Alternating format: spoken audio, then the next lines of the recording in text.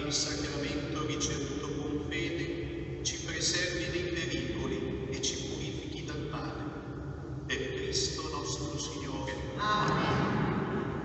Il Signore sia con voi. E con il tuo spirito, Kyrie eleison, Kyrie eleison, Kyrie eleison. Benedica Dio Onnipotente, Padre, Figlio e Spirito Santo. Amen. Andiamo in pace. Nel nome di Cristo.